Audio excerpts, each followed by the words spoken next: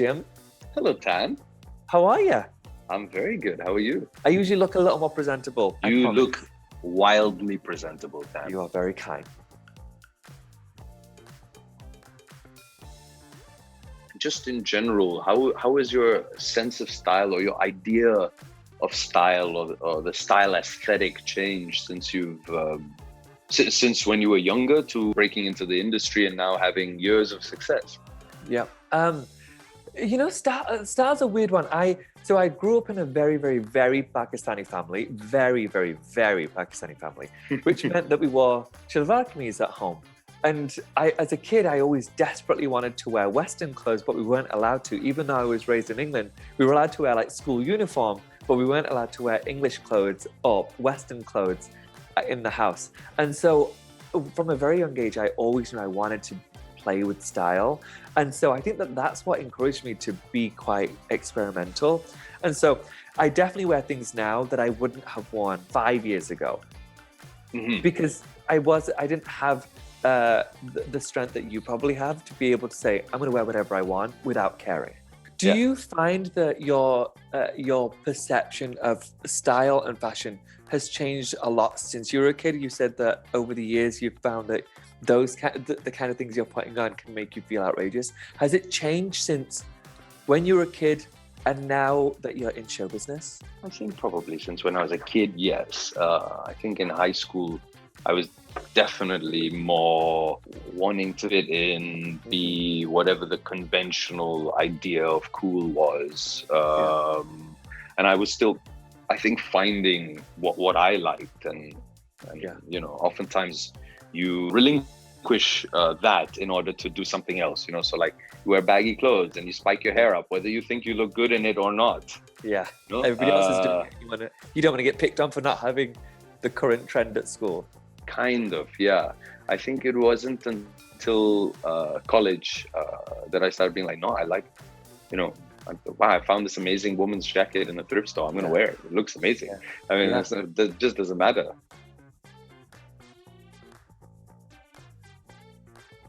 Has you being a theatre actor and then a Bollywood actor allowed you or given you permission to be able to wear whatever you want and not worry about what people say because you're an entertainer? No, I mean, you'll always have your friends, you know, to be like, wait, this is just a regular dinner party, Jim. What are you doing, you know? I still go crazy. I'm like, yeah, I know, but it's me. I mean, in the group of friends I have, there's definitely a thing of like, well, he can pull it off. I mean, we'd never wear this, but he can pull it off. But good, great. I love the Let's freedom. Enjoy it. Yeah, I love the freedom to be able to say, even if somebody else doesn't like it, they think, well, he does that for a living, so it's fine. Like, let him wear whatever he wants. I completely agree.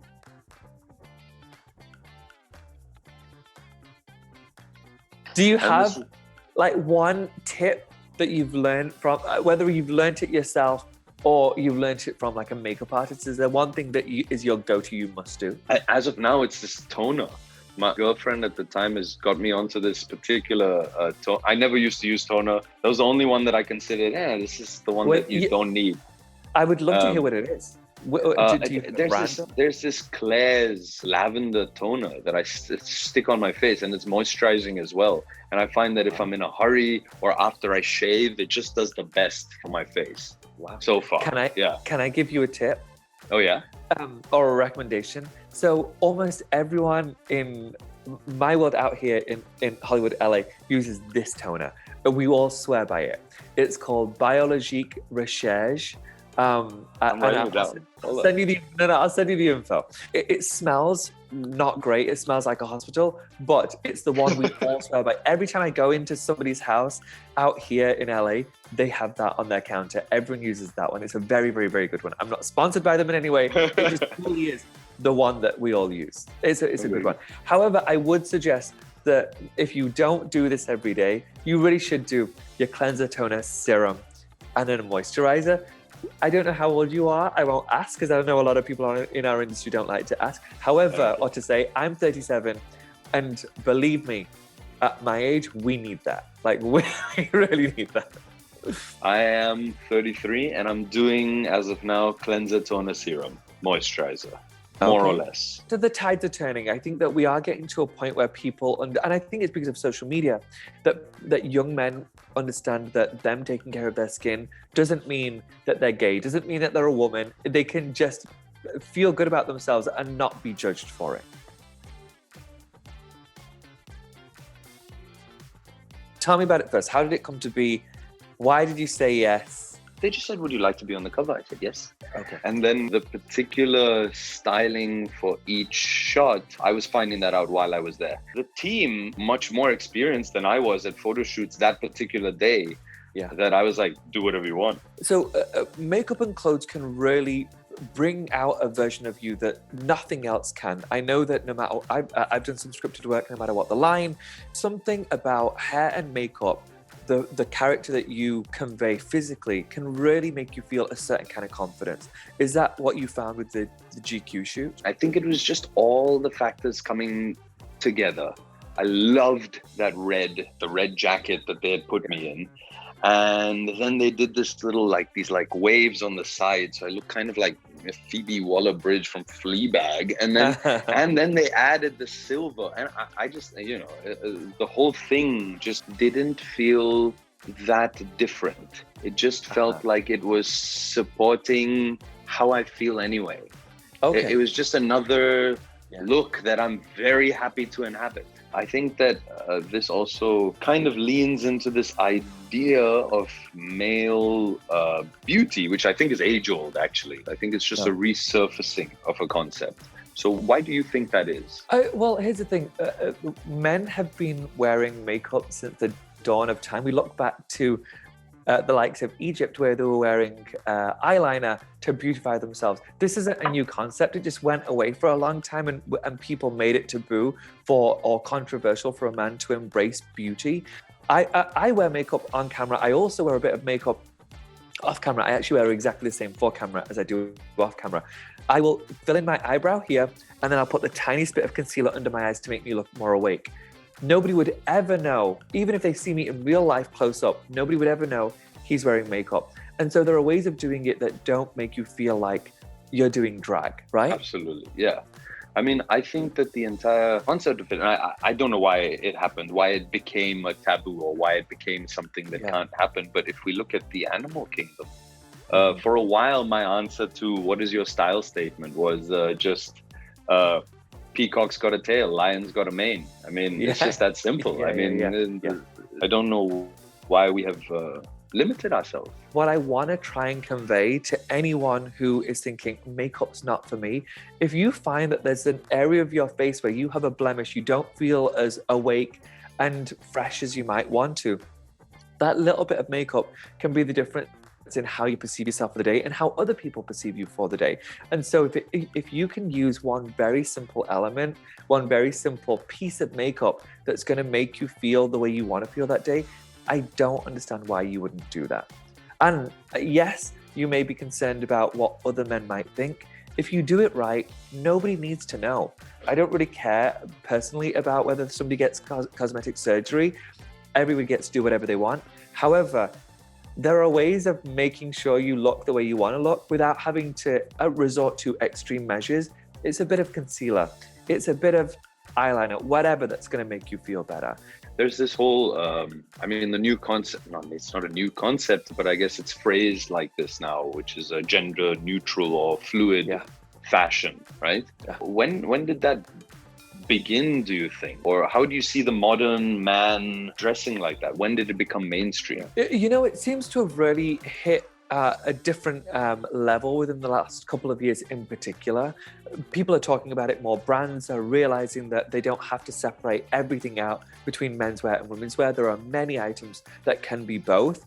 Every item should be both if that's what somebody wants to wear. However, there are brands now that specialize in fully gender neutral clothing, which I actually really appreciate. And I don't know if you find this ever, but if I am struggling to find something in the menswear department, let's say, for example, at a department store, if I see something from the corner of my eye, maybe it's usually a jacket or a knitwear piece, I'll see in the women's wear department and I just think, I know I can rock that.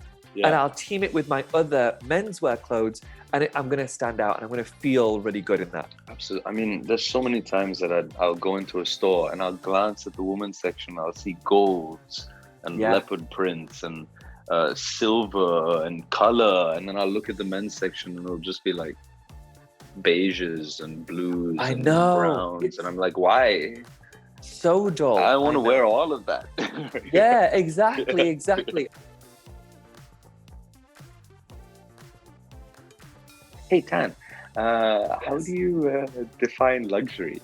And has the definition changed over the last few years? Luxury for me is something that is aspirational, that I feel proud and privileged to be able to wear or use, and that has never changed. I would love for luxury to be slightly more accessible and attainable. I didn't have access to that a long time ago. However, when it comes to my world, which is clothing, there of course are luxury brands that I love very much and that I feel very proud to be able to wear, and I feel like I'm in such a privileged position to be able to wear those things. I'm sure you feel the same way. Not many people have access to these luxury brands that we now have access to. However, that isn't my only luxury in life. There's so much, and the greatest is the privilege that I have to be able to have an opinion and to be able to speak it freely, because I'm in a country that is very liberal, where I get to say something and I have an opinion, and that's okay. Can you tell me what the most expensive thing you own is? There's some things that I got as a like barter for doing a shoot once.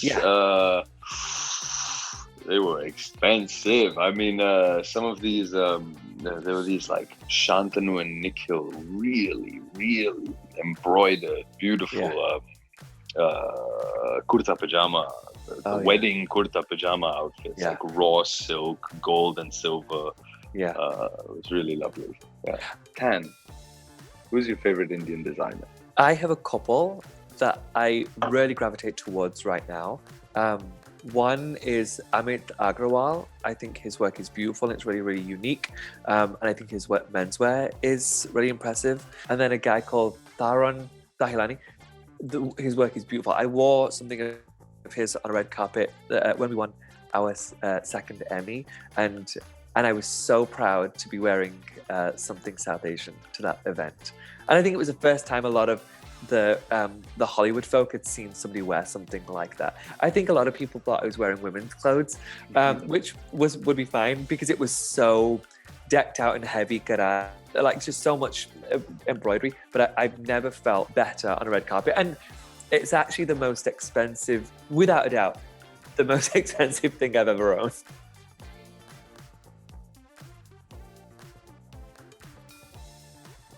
Jim, this was wonderful. I've loved getting to know you. I've loved hearing about who you are. I hope that we get to do this again soon. I hope that at some point we get to meet in real life. Yes, I completely agree. If I'm ever in LA or if you're ever in Bombay, please look me up. I would love that so much. Please take me out for great Indian food. I would love nothing more. So enjoy the rest of your night.